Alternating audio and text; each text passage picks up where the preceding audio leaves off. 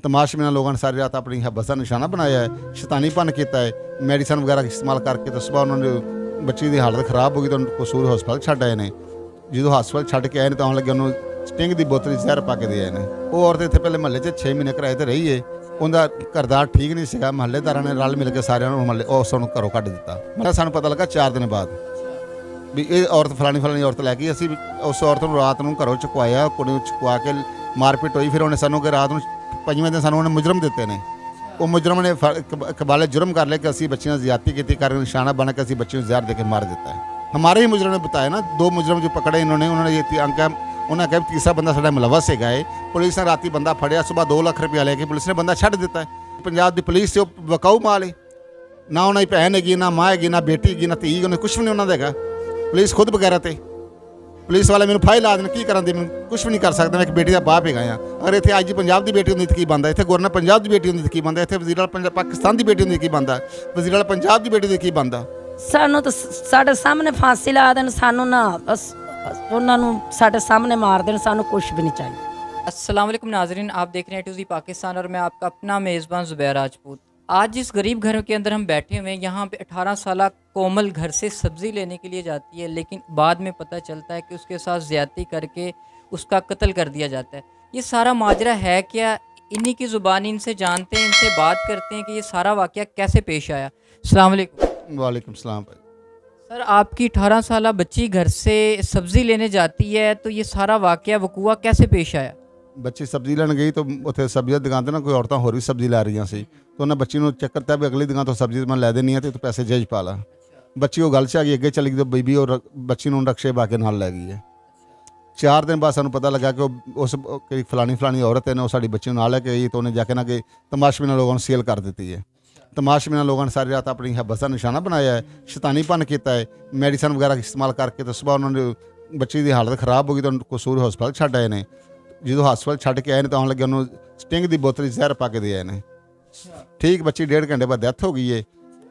10 तरीक को बच्ची बरोध इतवार में डेथ हो गई है। उन्होंने ठीक 4 दिन बाद इंतजामिया हस्पताल ने सब ने रल मिल के उन बच्ची को लावारिस करके दफना दिता है। जब यहाँ से बच्ची गायब होती है, सब्ज़ी लेने जाती है, उसके बाद आपने उसे तलाश करने की कोशिश नहीं की? असी सर 6 बजे शाम 6 बजे तो लैके ना तो कल सुबह असी 12 बजे तलाश करते रहे, गलियाँ महल्ले सज्जे खब्बे मोटरसाइकिल भजाई, कोई गली नहीं छड्डी, कोई महल्ला नहीं छड्डिया, कोई शहर नहीं छड्डिया। असी अपनी नस भाई की कल दोपहर 12 बजे जाके असी मुकदमा दर्ज करवाता है। 10 तरीक में जाके बरोज इतवार 10 तरीक से जाके मुकदमा दर्ज करवाता है। जिस औरत का आप जिक्र कर रहे हैं उसका क्या ताल्लुक है? वो आपके महल्लेदार है क्या? उसको जानते हैं? उससे कोई मिलना जुलना है, आना जाना है? बच्ची कैसे उसके साथ चली गई? वो औरत इतने पहले महल्ले 6 महीने किराए पर रही है, उनका घरदार ठीक नहीं सगा, महल्लेदारों ने रल मिल के सारे महल्ले उस घरों कढ़ दिता, महल्ले जो कढ़ दिता। औरत वो जो है ना 2 नंबर काम करती थी, लड़कियां सप्लाई करती? लड़कियां सप्लाई करती थी। इन्हें रईस लोगों ने ना बच्चियां लोगों ने सप्लाई करती सी। वो शक से महल्लेदार शक के बिना औरत महल्ले कढ़ देता है। क्या नाम है उस औरत? नगीना बीबी। तो जब आपको पता लगा कि इस औरत ने हमारी बच्ची को उठाया है, तो फिर आप पुलिस में कंप्लेन नहीं की? पुलिस नहीं गए आप? नहीं, जो सानू पता लगा 4 दिन बाद भी ये औरत फलानी औरत लैके असी उस औरत को रात को घरों चुकवाया, कुड़ी चुकवा के मारपीट हुई। फिर उन्हें सानू कि रात को 5वें दिन सानू उन्हें मुजरम दिते ने। वो मुजरम ने कबाले जुर्म कर लिया कि असी बच्चियों की ज्यादती की कर निशाना बना के असी बच्चियों को जहर दे के मार देता है। जिन लोगों ने बच्ची से ज्यादती की कितने लोग थे? टोटल 3 लोग थे, जो 2 पुलिस के हवाले हैं, एक नामलूम है वो भागा हुआ है। पुलिस ने तीसरे आदमी को पकड़ के पैसे लेके छोड़ दिया है। किस इलाके के लोग हैं? ये कसूर का इलाका है, सरहली कलां, ललियानी से 8 किलोमीटर अंदर है गाँव।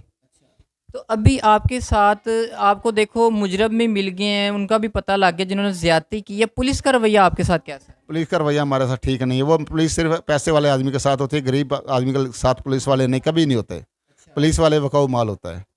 ना तो आपके साथ तावन नहीं कर रहे। पुलिस वालों के ना बहन है, ना माँ है, ना बीवी है, ना बेटी है। पुलिस वालों को ये रिश्ता हो तो पुलिस वाले रब्ता किसी से करे ना। नहीं, जब उन्होंने एक्सेप्ट कर लिया कि हमने ज्यादती की है, तो पुलिस वाले क्या कर सकते? नहीं, पुलिस वाले पैसे खा रहे हैं।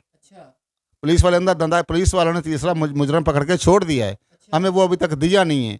हम तो उस मुजरम की इhtजाज करेंगे, हमें तीसरा मुजरम मिल जाए। पुलिस वाले कह रहे हैं वो मुजरम आपके कत्ल में नहीं है। जब हमारे कत्ल में मुजरम नहीं है तो पुलिस वाले पकड़ के छोड़ा क्यों उसको? हमारे ही मुजरम ने बताया ना, 2 मुजरम जो पकड़े इन्होंने, उन्होंने ये उन्होंने कहा भी तीसरा बंदा साਡਾ मुलवस हैगा है। पुलिस ने राती बंदा फड़िया, सुबह 2 ਲੱਖ रुपया लेके पुलिस ने बंदा छੱਡ ਦਿੱਤਾ है। पुलिस की कीमत 2 ਲੱਖ रुपया है। मैं तो आई जी पंजाब अगे अपील कर रहा, गवर्नर पंजाब अगे अपील कर रहे हैं, वजीर आला पाकिस्तान, वजीर आला पंजाब, वजीर आला पाकिस्तान की अपील कर रहे हैं कि पंजाब हुकूमत जी पंजाब की पुलिस से वकाऊ माल है। ना उन्होंने भैन हैगी, ना माँ हैगी, ना बेटी हैगी, ना धी, उन्हें कुछ भी नहीं उन्होंने हैगा। पुलिस खुद बगैरत है। पुलिस वाले मैंने फाइल ला देन, की करा, मैं कुछ भी नहीं कर सकता। मैं एक बेटी का बाप हैगा हाँ। अगर इतने आई जी पंजाब की बेटी होंगी तो की बनता, इतने गवर्नर पंजाब की बेटी होंगी तो की बनता, इतने वजीर आला पाकिस्तान की बेटी होंगी की बनता, वजीर आला पंजाब की बेटी होंगी की बनता। एक सिर्फ गरीब लोग असी, साड़ी कोई सुनवाई नहीं हो रही। पुलिस वाले साढ़े कोई सुनते नहीं पे, सानू उल्टा सानू धमकियां लाते हैं। सानू बगैर नाम लोड नंबर कॉल आ रही धमकियां ला रहे, तुहानू इतों चले जाओ, मकान बदल मार देंगे असी।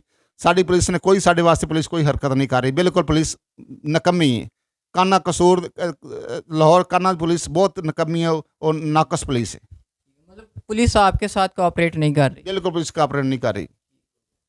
तो जी नाज़रीन, जिस बेटी का कत्ल होता है, मर्डर होता है, उनकी वालदा से भी बात करते हैं कि उनके जज्बात क्या हैं। अस्सलाम वालेकुम माँ जी।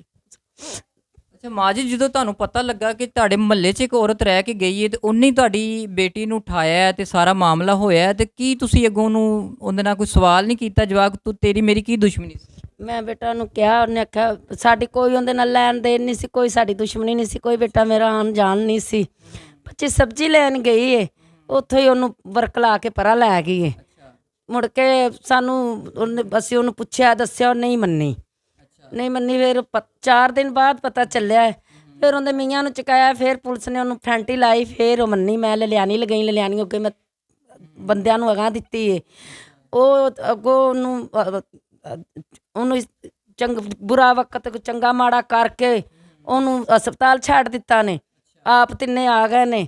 ਉਹ ਫਿਰ ਉਹ ਤਾਂ ਉਹਦਾ ਬੰਦਾ ਚਕੀਚਾ, ਫਿਰ ਉਹ ਚਕੀਚੀ, ਫਿਰ ਉਹ ਮੰਨੀ, ਫਿਰ ਉਹਨੇ ਮੁਜਰਮ ਫੜਾਏ ਨੇ।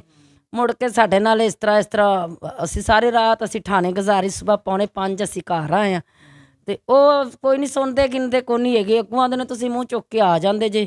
ਅਸੀਂ ਆਖਿਆ ਸਾਨੂੰ ਮੁਜਰਮ ਵਿਖਾਓ, ਸਾਨੂੰ ਬੁੜੀ ਵਿਖਾਓ, ਤੁਸੀਂ ਕੀ ਕਹਿਣਾ, ਅਸੀਂ ਬਸ ਅਸੀਂ ਜਾਣੀਏ ਤੇ ਉਹ ਜਾਣੇ, ਤੁਸੀਂ ਮੂੰਹ ਚੁੱਕ ਕੇ ਆ ਜਾਂਦੇ ਜੇ। ਕੋਈ ਨਹੀਂ, ਉਹ ਸਾਡੀ ਸੁਣਦੇ ਗਿਣਦੇ ਕੋਈ ਨਹੀਂ। ਅੱਛਾ ਮਾਂ ਜੀ, ਇੱਕ ਤੁਸੀਂ ਜ਼ਾਹਿਰ ਕਰ ਜੋ ਤੁਹਾਡੇ ਦਿਲ 'ਤੇ ਗੁਜ਼ਰ ਰਹੀ ਹੈ, ਉਹ ਅਸੀਂ ਇੱਕ ਅੰਦਾਜ਼ਾ ਵੀ ਨਹੀਂ ਕਰ ਸਕਦੇ ਕਿ ਮਾਂ 'ਤੇ ਕੀ ਗੁਜ਼ਰ ਰਹੀ ਹੋਏਗੀ। ਉਹਦੀ ਬੇਟੀ ਜਿਹੜੀ ਤਕਲੀਫ ਤੋਂ ਗੁਜ਼ਰੀ ਹੈ ਅਤੇ ਇਸ ਦੁਨੀਆ ਤੋਂ ਜਾ ਚੁੱਕੀ ਹੈ। ਤੁਸੀਂ ਹੁਣ ਕੀ ਚਾਹੁੰਦੇ ਹੋ ਕਿ ਕੀ ਸਜ਼ਾ ਹੋਣੀ ਚਾਹੀਦੀ ਮੁਜਰਮਾਂ ਨੂੰ?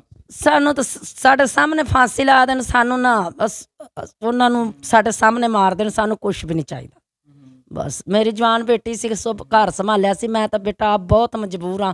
ਨਾ ਮੇਰੇ ਕੋਲ ਰੋਟੀ ਬਣੇ, ਨਾ ਮੇਰੇ ਕੋਲ ਝਾੜੂ ਲੱਗੇ, ਨਾ 2 ਬੱਚੀਆਂ ਨੇ, ਇੱਕ ਬੇਟਾ ਹੈ ਭੁੱਖਾ ਸੁਬਹ ਜਾਂਦਾ ਹੈ। ਮੇਰੇ ਕੋਲ ਉੱਠਿਆ ਹੀ ਨਹੀਂ ਜਾਂਦਾ। ਮੈਂ ਕੀ ਕਰਨਾ? ਜੇ ਉਹਨਾਂ ਨੂੰ ਰੋਟੀ ਬਣਾ ਦਿੰਦੀ ਹਾਂ, ਖਾ ਲੈਂਦੇ ਨੇ, ਨਹੀਂ ਬਣਾ ਕੇ ਦਿੰਦੀ ਉਸ ਤਰ੍ਹਾਂ ਬੱਚੇ ਚਲੇ ਜਾਂਦੇ ਨੇ। ਇੱਥੇ ਸਾਡਾ ਵੀ ਹੈਗਾ ਹੀ ਕੋਈ ਨਹੀਂ। ਆਂਢ ਗੁਆਂਢ ਮੇਰਾ ਸਹੀ ਹੈਗਾ ਸਾਰਾ, ਮੇਰੇ ਆਂਢ ਗੁਆਂਢ ਗਵਾਹੀ ਦੇਣ ਨੂੰ ਤਿਆਰ। ਮੇਰੀ ਬੇਟੀ ਕਿਤੇ ਨਹੀਂ ਸੀ ਆਉਂਦੀ ਜਾਂਦੀ। ਮੈਂ 5-5 ਘੰਟੇ ਮੈਂ ਗੈਠੀਆ ਬਾਹਰ ਦੀ ਦਵਾਈ ਲੈਣ ਇੰਡਸ 'ਚ ਜਾਂਦੀ ਹਾਂ। ਮੇਰੀ ਬੱਚੀ ਜਾਂ ਕੱਪੜੇ ਧੋਂਦੀ, ਜਾਂ ਬਰਤਨ ਧੋਂਦੀ ਹੈ, ਅਤੇ ਜਾਂ ਸਫਾਈ ਕਰਦੀ ਹੁੰਦੀ ਸੀ। ਮੇਰੀ ਬੱਚੀ ਕਿਤੇ ਵੀ ਨਹੀਂ ਸੀ ਜਾਂਦੀ। ਮੈਨੂੰ ਉਹਦੇ 'ਤੇ ਇਹ ਇਤਮਾਦ ਸੀ, ਮੇਰੀ ਬੱਚੀ ਗਲਤ ਨਹੀਂ ਸੀ ਹੈਗੀ। ਪਰ ਉਹ ਬੁੜੀ ਨੇ ਵਰਕ ਲਾਇਆ, ਚੁੱਕ ਕੇ ਲੈ ਗਈ। ਉਹਨੇ ਸਾਨੂੰ ਬਹੁਤ ਉਹਨੇ ਪਰੇਸ਼ਾਨ ਕੀਤਾ ਹੈ। ਅਤੇ ਮੈਂ ਨਹੀਂ, ਜਿਸ ਤਰ੍ਹਾਂ ਮੇਰੀ ਬੇਟੀ ਨਾਲ ਹੋਈ ਉਸ ਤਰ੍ਹਾਂ ਹੀ ਉਹਨਾਂ ਨਾਲ ਹੋਵੇ।